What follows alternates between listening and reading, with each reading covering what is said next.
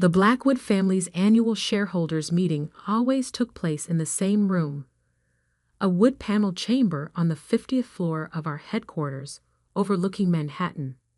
For 40 years, it had been a theater for my Uncle James's power plays. Today it would become the stage for his downfall. I sat quietly at the far end of the table, watching him hold court. At 65, James Blackwood still commanded attention. Tailored suit, steel gray hair, and the arrogant confidence of a man who'd never been challenged. "The numbers speak for themselves," he'd announced, gesturing to the presentation screen. "Under my leadership, Blackwood Industries has maintained its position as the leading defense contractor on the East Coast. My cousins, his sons Michael and Peter, nodded approvingly. They'd inherited their father's swagger, if not his business acumen. Next to them, my father David, James's younger brother, stared at his hands. He'd given up fighting James's control years ago. I thought about the real numbers hidden in my laptop, the ones that told a very different story. "Now," James continued, "we need to address succession planning. As I approach retirement, it's crucial we maintain strong, decisive leadership." His eyes swept the room, deliberately skipping over me. I'd expected this. It was why I'd spent the last year preparing. "Michael will assume the role of CEO," James declared. "Peter will become COO. Together, they'll lead Blackwood into the next generation." The sycophants on the board murmured their approval. Old men in expensive suits, all owing their positions to James's patronage. "Any questions?" James asked, his tone suggesting there better not be. I raised my hand, the first time I'd ever done so in these meetings. James's eyebrows lifted slightly. "Yes, Sarah." Something unclear about the presentation. "Actually," I said softly, opening my laptop, "I have some questions about the Jensen defense contract." The room temperature seemed to drop. The Jensen contract was James's pride, a $2.8 billion deal he negotiated personally. "That's been finalized," he dismissed. "Nothing to discuss." "Really?" I connected my laptop to the room's display system, because these documents suggest otherwise. The screen filled with financial records, the real ones, not the sanitized versions James had presented. "What is this?" Michael demanded. "The truth," I replied. "The Jensen contract is bleeding money. Cost overruns, missed deadlines, quality control failures. We're on track to lose $400 million by year's end." James's face darkened. "You're overstepping, girl. This isn't your concern." "Actually," I continued calmly, "as majority shareholder, it's exactly my concern." The room went still. Peter actually dropped his Mont Blanc pen. "What did you say?" James's voice was dangerous now. I reached into my briefcase and withdrew a thick folder. Ownership documents, transfer records, board certifications, all properly filed and legally binding. "Impossible," James snarled. "I controlled this company." "You did," I corrected him. "Until I started buying shares, quietly, systematically, through various holding companies you never bothered to investigate.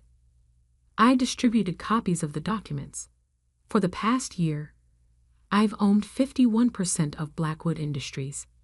Every major decision you've made required my proxy, which my father provided, acting as my silent partner." All eyes turned to my father, who finally looked up from his hands. "It's true," he said quietly. "Sarah showed me the truth about James's management 6 months ago. The falsified reports, the hidden losses, the contracts awarded to his friends' companies at inflated prices." James lunged to his feet. This is absurd. A weak woman can't run this empire. The board won't stand for it. The board, I noted, serves at the pleasure of the majority shareholder. Would you like to see the termination papers I've prepared for those who've been helping you hide the truth? Several board members shifted uncomfortably in their seats. You're bluffing, Michael declared. You don't have the experience. Harvard MBA. I cut him off. 5 years at Goldman Sachs. 3 years running my own investment firm. While you were playing golf and attending charity galas, I was learning how to actually run a company. I stood up, smoothing my blazer. Now let's discuss the real state of Blackwood Industries, starting with the offshore accounts where you've been hiding the company's assets. You can't prove, James began. I pulled up another document. Bank transfers, email trails, board minutes where you deliberately misled shareholders. Would you like me to continue? The room had gone from hostile to terrified. These men had spent decades enabling James's corruption, confident in their protected positions. This meeting is adjourned, James tried to declare. No, I said firmly. This meeting is just beginning. Security. The doors opened, admitting 2 federal agents. James Blackwood? We have some questions about your recent financial transactions. As they led my uncle away, I turned to the shell-shocked board. Gentlemen, you have a choice. Work with me to save this company, or join my uncle in explaining things to the SEC. Decide quickly. The next hour was a blur of revelations. I laid out every hidden deal, every manipulated contract, every instance of corruption that had nearly destroyed our family's legacy. By the end, only one person dared speak, my father. I'm sorry, Sarah, he said softly, for not standing up to him sooner, for not seeing your strength. I thought about all the times I'd sat quietly in this room, watching, learning, planning. Sometimes strength isn't about being the loudest voice, I replied. It's about knowing when to strike. As the sun set over Manhattan, I stood at the windows of what was now my office. My phone buzzed with messages, reporters seeking comments, employees pledging loyalty, lawyers scrambling to save their clients. But one message made me smile, from my mother. Your grandfather would be proud. He always said the quiet ones see what others miss. The real work was just beginning. Saving Blackwood Industries would take more than exposing James's crimes. It would take vision, determination, and the kind of strength they'd never believed I possessed. Let them underestimate me, I thought. It had worked perfectly so far. 3 weeks after the shareholder meeting that exposed James's corruption, I sat in my new office reviewing the full extent of the damage. The picture was worse than even I had anticipated. $1.2 billion in hidden losses, 37 compromised contracts, 9 pending lawsuits from defrauded partners, and a corporate culture so toxic it had nearly destroyed a century of Blackwood legacy. A knock at my door interrupted my analysis. Come in, I called, already recognizing the hesitant pattern. Michael entered, looking markedly different from the cocky heir apparent he'd been 3 weeks ago. His designer suit was replaced by business casual, his arrogant swagger gone. The audit team found something else, he said, placing a thick folder on my desk. In Dad's private files. I think you need to see this. I opened the folder, scanning documents that confirmed my worst suspicions. Financial records dating back 15 years. Proof that James hadn't just been corrupt, he'd been systematically destroying anyone who threatened his control. He ruined them, Michael said quietly. Anyone who questioned him. Suppliers, competitors, even family members, including your father. I pulled up a secure file on my laptop, evidence I'd gathered over the past year. I know.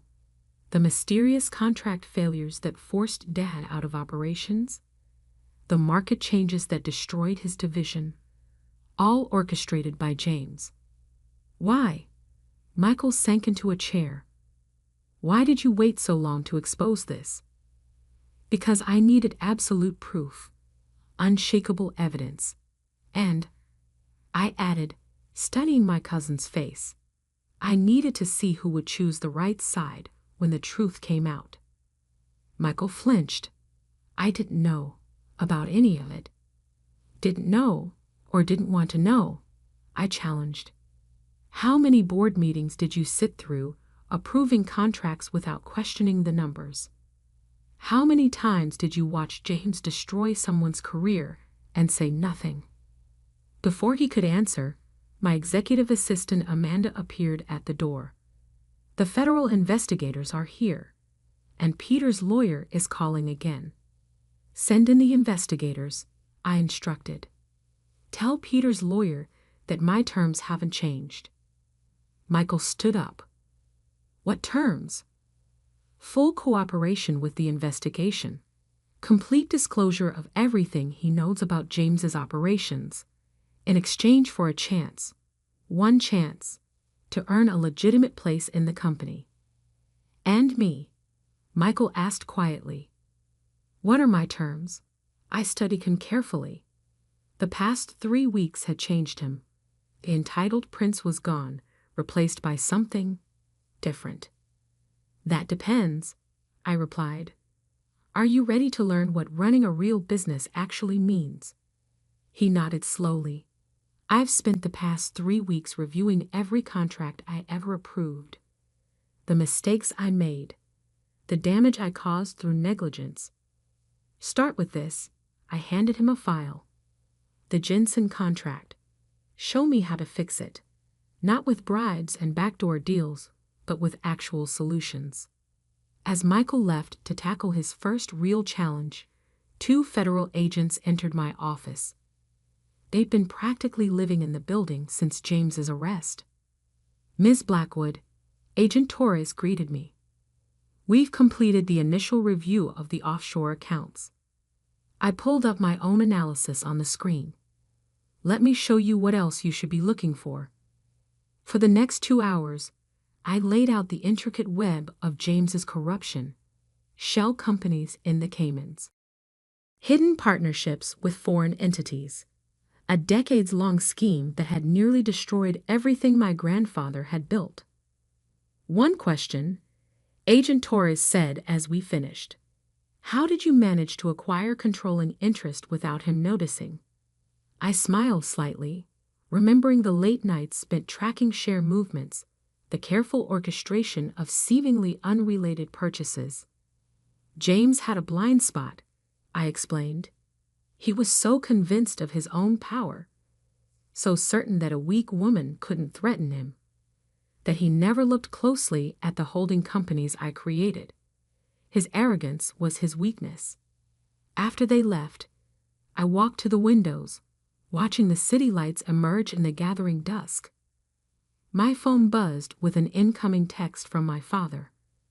Board meeting tomorrow. You ready? I thought about the restructuring plan I'd spent months preparing, the changes that would transform Blackwood Industries from a corrupt empire into something worthy of its heritage. Ready? I texted back. The next morning, I stood before the newly appointed board, a mix of experienced executives and fresh talent, chosen for merit rather than connections.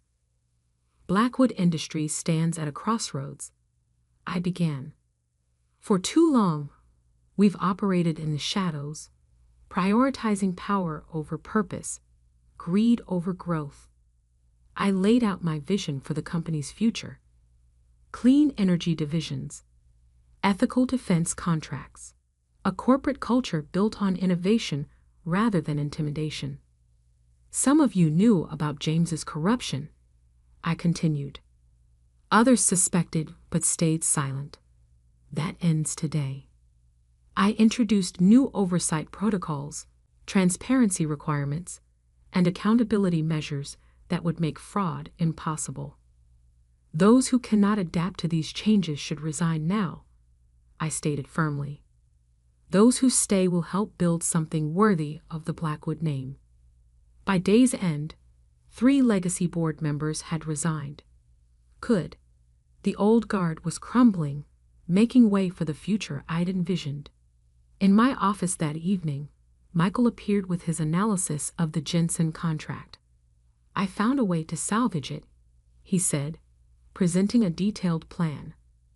Not by cutting corners, but by actually delivering what we promised. I reviewed his work. Thorough, honest, and actually innovative. Good, I nodded. Now implement it. There's something else, he added hesitantly. Peter agreed to your terms. He's ready to cooperate fully. I thought about my cousins, raised in privilege, taught all the wrong lessons about power. Maybe they could learn the right ones. Tell him to be in my office tomorrow morning, I replied. Early. We have a lot of work to do. As night fell over the city, I read through the messages flooding my inbox. Industry leaders seeking partnerships, employees sharing information about other hidden schemes, journalists requesting interviews about the company's transformation. But one message stood out, from my grandfather's old secretary. Harold always said the true measure of a leader isn't in their ability to dominate, but in their courage to transform. You're proving him right. I smiled, remembering the lessons my grandfather had taught me before James pushed him out. About integrity, about real strength, about building something that would last. The empire was changing. The weak woman they dismissed was reshaping their world. And this was just the beginning. 6 months after taking control of Blackwood Industries, I sat in the same conference room where James had once declared me too weak to lead. The morning sun painted Manhattan's skyline in shades of gold, a fitting backdrop for what was about to unfold. The quarterly earnings report lay before me, the first honest one in decades. Next to it, a stack of newspapers with headlines I'd worked months to earn. Blackwood Industries, a phoenix rises from corruption. Defense industry giant's remarkable transformation. Sarah Blackwood, the silent power behind corporate reform. A knock at the door preceded Amanda's entrance. They're ready for you. In the main auditorium, shareholders, employees, and media representatives filled every seat. 6 months ago, they'd watched James being led away in handcuffs. Today, they would see the full extent of Blackwood's transformation. I took the podium, remembering all the times I'd been told to stay quiet, to know my place. 6 months ago, I began. Blackwood Industries stood on the brink of collapse. Not because of market forces or external competition, but because of internal corruption that had rotted our foundation. The room was silent, hanging on every word. Today, I'm pleased to announce our first quarter results under new leadership. Revenue up 32%. Operating costs down 25%. Employee satisfaction at record levels. But numbers tell only part of the story. I switched to the presentation screen, showing images of our new projects. The Jensen contract, once a symbol of our corruption, is now our flagship achievement. On time, under budget, and exceeding all performance metrics, not through shortcuts or bribes, but through innovation and integrity. Michael, sitting in the front row, nodded slightly. He'd worked 18-hour days to make it happen, finally understanding what real leadership meant. Our defense division, once notorious for overcharging and under-delivering, has been completely restructured. Every contract now undergoes triple-layer oversight. every project faces independent audit. Peter, who'd turned state's evidence against James, managed a small smile. His cooperation had helped us uncover and fix dozens of compromised contracts. But perhaps most importantly, I continued, we've changed our corporate culture. No more backroom deals. No more silenced whistleblowers. No more weak voices ignored. I introduced our new initiatives, a technology incubator for female engineers, ethical oversight committees with real power, profit-sharing programs that rewarded integrity over manipulation. Some said a woman couldn't lead this company. I noted, letting my gaze sweep the room. That strength meant domination. That power meant control. They were wrong. The presentation shifted to our new organizational structure: diverse, transparent, accountable. Real strength lies in transformation. Real power comes from empowering others. And real leadership? Real leadership is about building something that outlasts you. As I concluded, the applause was deafening. But I wasn't finished. There was one more revelation to share. There's someone else you should hear from, I announced, turning to the screen. My father's face appeared, broadcasting live from our London office, where he'd been quietly rebuilding our international operations. 20 years ago, he began, I watched my brother destroy everything our father built. I stayed silent, thinking I was protecting my daughter by keeping her away from the company. He paused, emotion clear in his voice. I was wrong. Sarah didn't need protection. She needed opportunity. And when she finally got it, she didn't just save our company. She transformed it into something better than it's ever been. After the presentation, I returned to my office to find an unexpected visitor, James's wife, my Aunt Eleanor. I found these in his study, she said, placing a box on my desk. Letters from your grandfather. I think you should have them. The letters revealed a history I'd never known. My grandfather had seen James's corruption growing, had tried to stop it. His last letter, written weeks before his death, spoke directly to me. Sarah, my quiet granddaughter, they underestimate you, just as they underestimated me when I started this company. Let them. True power doesn't need to shout.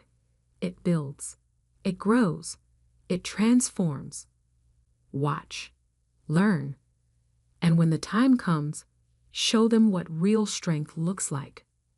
That evening, as the office emptied, I stood at my window watching the city lights blink on.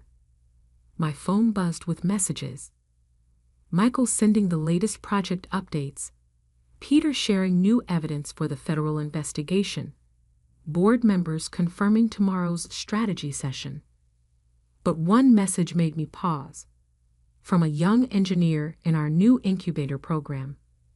Thank you for showing us that quiet doesn't mean weak. That being underestimated can be our greatest advantage. I smiled, thinking of all the quiet ones out there, watching, learning, preparing to transform their own worlds. My grandfather had built an empire. James had corrupted it. I had transformed it. And somewhere out there, another quiet voice was gathering strength, preparing to write the next chapter. Because that's how real change happens. Not with grand declarations or brute force, but with quiet determination, with patience, with the kind of strength that doesn't need to prove itself, it simply acts. The weak woman had rebuilt an empire. The quiet voice had roared, and the real legacy was just beginning.